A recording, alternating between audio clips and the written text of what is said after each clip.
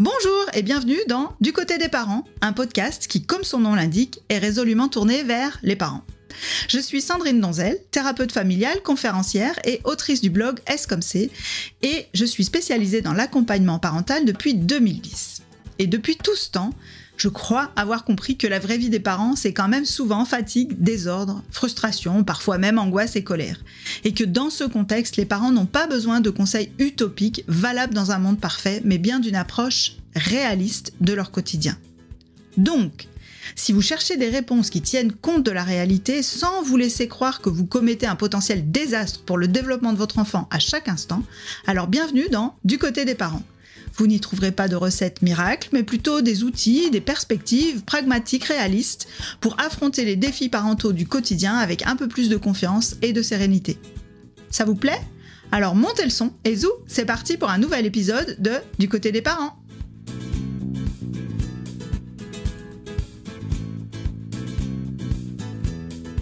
Dans cet épisode, je poursuis ma réponse à une question qui m'a été posée dans une session questions-réponses sur Instagram, question qui était la suivante. Comment élever 3 enfants dont 2 TDAH en essayant de pratiquer une parentalité consciente depuis 14 ans et quand on a besoin de travailler pour notre épanouissement ? Je précise, ça pourrait être on a besoin de travailler pour des raisons financières, la problématique serait à peu près la même, et qu'on traîne une fatigue chronique. Donc dans l'épisode précédent, j'ai parlé du burn-out, de l'épuisement parental, de ses facteurs, de ses causes, de son processus, de ses symptômes, pour vous permettre d'identifier si vous êtes dans cette spirale-là. Si vous ne l'avez pas encore fait, je vous invite vivement à aller écouter cet épisode avant d'écouter celui-ci. Et donc, dans celui-ci, comme promis, je vais parler un peu plus concrètement des pistes pour s'en sortir, pour éviter de replonger dans le burn-out. C'est dans le processus, ce que j'avais décrit, après la phase de récupération, comment on fait pour ne pas se retrouver dans le même contexte qui a généré le burn-out. Et puis, je vais aussi parler de la spécificité qui concerne les parents d'enfants ayant un trouble type TDAH, autisme, etc., etc. Bon, je reviens donc sur le burn-out en général et comment on évite de se retrouver dans le même contexte. L'erreur que font généralement les gens qui sont en burn-out, qui sont en train de se fatiguer, c'est de penser que s'ils se rajoutent de l'énergie, en faisant des choses qu'ils aiment, qui leur font du bien, faire du sport, avoir un travail intéressant, avoir une activité associative, lire ou que sais-je encore, en se rajoutant des choses qui leur font du bien, ils pensent qu'ils vont pouvoir étendre leurs ressources en énergie infiniment, ce qui est tout à fait faux. Nos ressources sont finies. Ça, c'est très important à comprendre. Et on se retrouve avec des gens qui sont en épuisement, pour qui se faire du bien, faire une activité qui nous fait du bien devient juste une charge supplémentaire. Donc, se rajouter des choses qui vous font du bien, c'est important de se poser la question si vous n'êtes pas en épuisement, pour vous construire un équilibre de vie qui soit pas juste je donne et j'ai rien qui remplit mon réservoir. Mais la problématique, c'est que si votre réservoir est percé, s'il y a des fuites d'énergie, vous aurez beau rajouter, ça ne suffira jamais. Ça, le symptôme de ça, typiquement, c'est de temps en temps, je m'évade complètement, je pars en week-end seule, je fais que des choses qui me font plaisir, donc je reviens, j'ai l'impression que je suis chargée à bloc, et puis au bout de 2 jours, parfois au bout d'1 heure, j'en peux déjà plus, parce que je suis replongée dans le contexte qui draine complètement mon énergie, et je pourrais bien partir 6 mois en Australie toute seule, que ça ne suffira pas à recharger mes batteries pour supporter le quotidien. Donc ça, c'est vraiment le signe qu'il y a des fuites dans votre réservoir, autrement dit qu'il y a des adaptations à faire sur la manière dont vous gérez les choses au quotidien. Donc, si vous êtes vraiment très avancé dans l'épuisement, la première chose à faire, ça va être de récupérer. Et la phase de récupération, ça suppose d'en faire le moins possible, voire quasiment plus rien du tout. Donc je sais que ça fait culpabiliser, c'est souvent là qu'on a besoin d'un accompagnement extérieur pour gérer les émotions que ça peut entraîner, pour identifier un peu plus clairement les adaptations qu'on peut faire, parce que sinon, seul, on a du mal à le voir. Si on le voyait, sans doute qu'on l'aurait fait tout seul précédemment. Donc là, je ne parle pas de cette phase de récupération où l'idée, c'est vraiment d'en faire le moins possible. Dans cette phase de récupération, j'aime bien expliquer aux gens que j'accompagne la métaphore des cuillères. Donc, c'est pas moi qui l'ai inventé. C'est une personne qui avait une maladie chronique avec une grande fatigabilité et qui essayait d'expliquer à une amie comment elle gérait son quotidien. Et donc, cette métaphore des cuillères, c'est la suivante. Elle disait, bah voilà, en fait, c'est comme si j'avais chaque matin 8 cuillères d'énergie. Et je dois faire attention à où et comment je les utilise. Parce que si à la fin de la journée, je n'ai plus de cuillère, je suis épuisée, je ne peux plus rien faire, je vais le payer le lendemain pendant plusieurs jours, etc., etc. Alors, qu'est-ce que ça veut dire, cette métaphore des cuillères? Ça veut dire d'être bien plus attentif à la manière dont on utilise son énergie et d'apprendre à l'économiser. Je vous donne un exemple d'une personne que j'avais accompagnée qui était dans cette phase de récupération. Et elle me disait, là, par exemple, le repas familial du dimanche avec ma belle famille, je les aime bien, mais vraiment, ça me demande trop d'énergie. Donc, pendant un certain temps, elle a préféré, même si c'était un peu coûteux en énergie, dire à son conjoint, tu peux y aller toi avec les enfants, mais moi, je vais rester à la maison, au moins pour aujourd'hui, parce que je ne me sens pas l'énergie de le faire. Et ça lui permettait d'avoir suffisamment d'énergie ensuite pour gérer son quotidien. Le choix de savoir ce qu'il faut éliminer, ce qu'il faut économiser, là, il vous appartient, clairement, c'est très personnel, mais il va falloir faire des choix si vous voulez récupérer de l'énergie. Il va falloir aussi probablement apprendre à déléguer, à sous-traiter, peut-être à laisser tomber un certain nombre de choses pendant un certain temps, même si ça fait culpabiliser. Mais si vous ne le faites pas, le risque, c'est que au bout d'un moment, vous soyez vraiment dans la phase de l'effondrement et que là, il n'y a vraiment plus rien qui soit possible. Donc, c'est un peu aussi cette métaphore du masque à oxygène. C'est comment moi, je récupère de l'énergie pour pouvoir m'occuper des autres. Parce que si je ne le fais pas, c'est moi qui tombe dans les pommes. Le masque à oxygène, c'est ça, dans un avion, ça tombe. On vous dit, si vous avez un enfant à côté de vous, faut pas le mettre sur l'enfant, faut le mettre sur vous, parce que si vous tombez dans les pommes, qui va s'occuper de l'enfant? Si vous le mettez sur l'enfant et que vous n'avez plus d'oxygène, catastrophe. Donc c'est ça un peu l'idée. Et encore une fois, je sais que c'est difficile à faire, surtout quand on a, comme je l'avais dit dans l'épisode précédent, un fort déséquilibre en faveur de l'altruisme, notamment quand il s'agit de ses enfants. Bon, ça c'est pour la phase de récupération. Mais la deuxième partie de la récupération, c'est d'identifier, je l'ai dit, les fuites d'énergie. Vous allez devoir colmater les fuites de votre réservoir avant de penser à ce que vous pouvez mettre dedans comme énergie. Alors, les fuites d'énergie, qu'est-ce que c'est?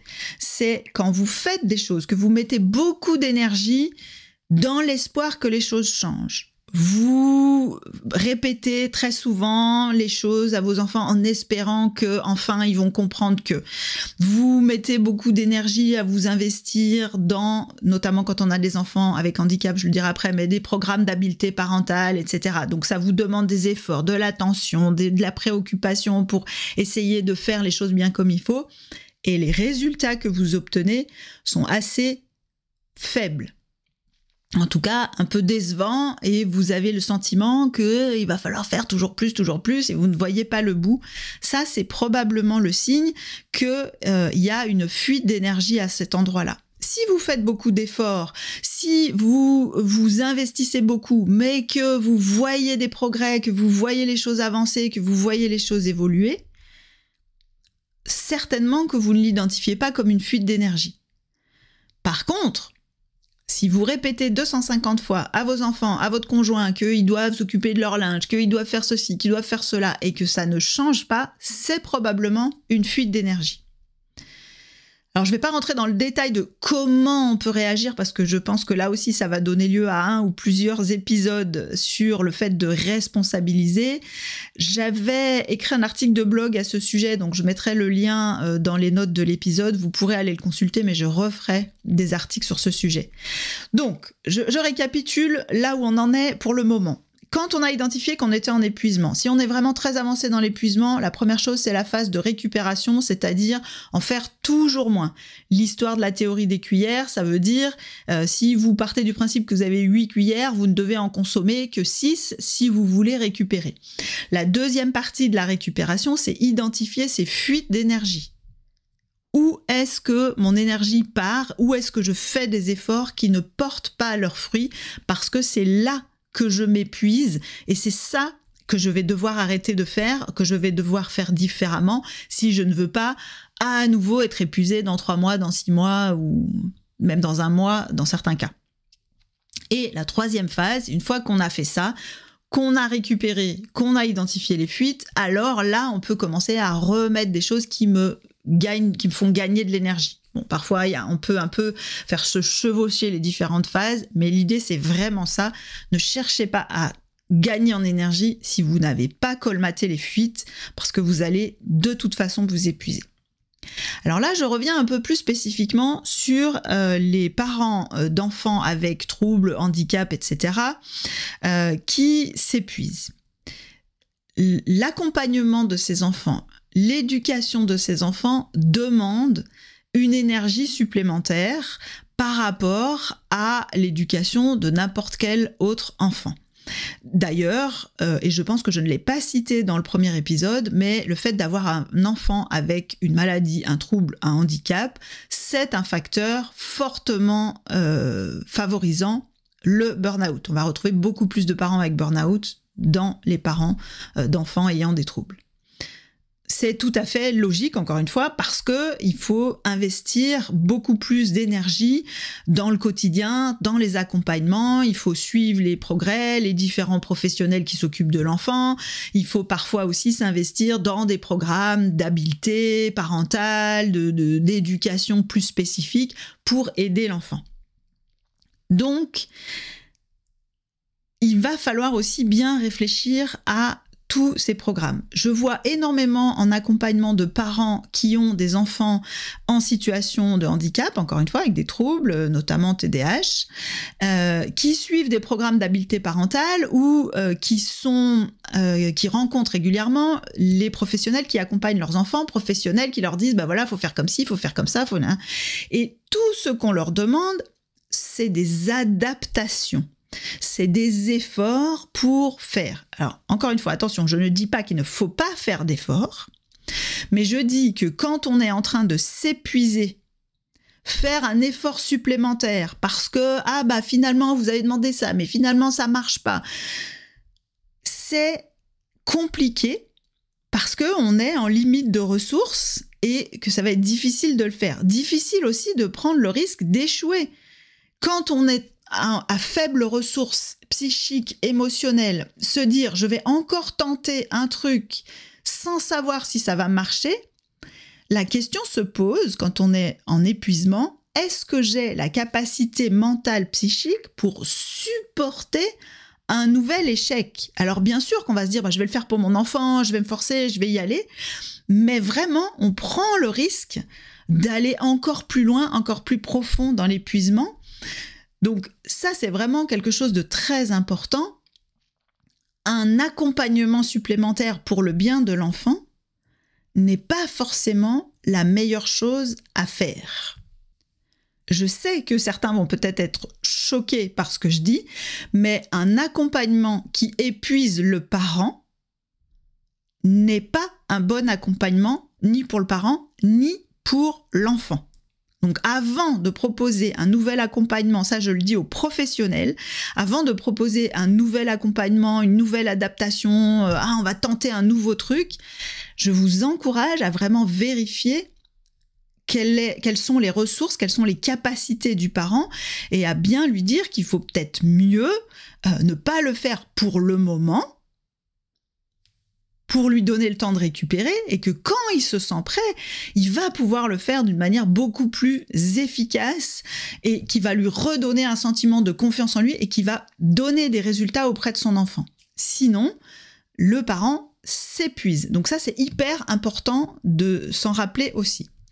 Une des énormes sources d'épuisement aussi chez les parents, et ça arrive notamment pour les enfants avec troubles, avec handicap, il y a comme une espèce de notion que l'enfant n'est pas en capacité de s'emparer, de se responsabiliser, de s'emparer des sujets qui le concernent et que donc forcément tous les efforts doivent venir des parents, de l'extérieur, des professionnels qui doivent s'adapter, qui doivent bricoler pour que l'enfant soit en situation de réussite.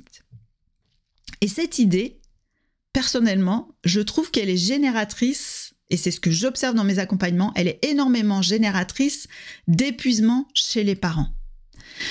Parce que du coup, ce sont les parents qui portent toute la motivation, l'investissement, les efforts du projet éducatif et que l'enfant, involontairement, ça entretient chez lui un certain confort. Il prend un peu, il pioche de ci, de là et il va pas forcément s'investir, être motivé et donc progresser autant qu'il le pourrait. Et là, encore une fois, c'est aussi issu de mon expérience d'accompagnement des parents. Il y a de nombreuses situations où, en réalité, quand le parent, justement, en situation d'épuisement, fait un pas de retrait en disant « Bon, moi, voilà, il y a tel accompagnement, tel truc, moi, je ne peux plus gérer tout ça ». Alors évidemment, il y a aussi une notion de responsabiliser l'autre parent, hein, quand il y en a un dans la boucle, si on n'est pas responsabilisé à la même hauteur, mais surtout de responsabiliser l'enfant. Donc le parent dit bah, j'ai tout ça, c'est trop pour moi. Et on peut demander à l'enfant quels sont les accompagnements que lui juge utiles pour lui. De remettre l'enfant acteur de son évolution, c'est une chose extrêmement importante pour les progrès de l'enfant, mais aussi pour la santé mentale du parent. J'espère au travers de ces 2 épisodes vous avoir partagé des informations qui vous seront utiles. Je vous rappelle les grandes lignes, les grandes informations qui sont très importantes pour moi. D'une part, comprendre que le burn-out arrive à une conjonction de 3 familles de facteurs, les facteurs personnels, les facteurs contextuels, les événements de vie, et les facteurs systémiques, la manière dont la société voit notre rôle de parent, que c'est un processus d'épuisement en plusieurs phases, et que notamment si on veut éviter d'arriver à la phase d'effondrement où on n'est vraiment plus capable de rien, ça va être important d'arriver à détecter les symptômes, d'être honnête sur les symptômes. Souvent, quand on a des symptômes, on est un peu non, tout va bien, on se bouche les yeux, on veut pas entendre, on veut pas voir, et avec le recul, on se dit oui, si, en fait, je savais que j'étais en train de m'épuiser. Donc d'apprendre un petit peu plus à s'écouter et de pouvoir se rappeler aussi qu'avant d'essayer de rajouter de l'énergie, il faut récupérer si on est déjà très avancé dans l'épuisement, 2, colmater les fuites, sinon vous aurez beau remplir, il se passera rien du tout, et qu'une des manières très efficaces de colmater les fuites, c'est notamment de responsabiliser son entourage, et notamment ses enfants, pour qu'ils se retrouvent acteurs de leur prise en charge s'ils ont un trouble, mais aussi responsables de leur vie, plus concrètement s'ils n'ont pas de trouble, parce que ça peut aussi être extrêmement utile. J'espère que ça aura répondu à vos questions. D'ailleurs, si vous voulez me faire part d'un thème ou d'une question, vous pouvez le faire en story sur Instagram. Donc mon compte c'est Sandrine Donzel sur Instagram. Et vous surveillez mes stories, il y a régulièrement des sessions de questions-réponses. Merci d'avoir écouté cet épisode de Du côté des parents. S'il vous a plu, vous pouvez faire plusieurs choses. D'abord, évidemment, vous abonner pour ne pas rater les prochains épisodes. Ensuite, laissez une note et un commentaire sur votre plateforme d'écoute parce que ça contribue à faire connaître le podcast à d'autres personnes à qui il pourrait être utile. Vous pouvez aussi, si vous en avez les moyens, me faire un don, car ces dons me permettent de libérer du temps pour produire plus de contenu gratuit et accessible à tous comme ce podcast ou les articles sur mon blog. Pour faire les dons, vous trouverez un lien dans les notes de l'épisode. Et pour finir, très important, si vous avez des questions ou des sujets que vous aimeriez m'entendre aborder dans ce podcast, n'hésitez pas à m'en faire part et à me contacter via les réseaux sociaux ou par email à l'adresse sandrine@scomc.fr. Sur ce, je vous dis à bientôt pour un nouvel épisode de Du côté des parents.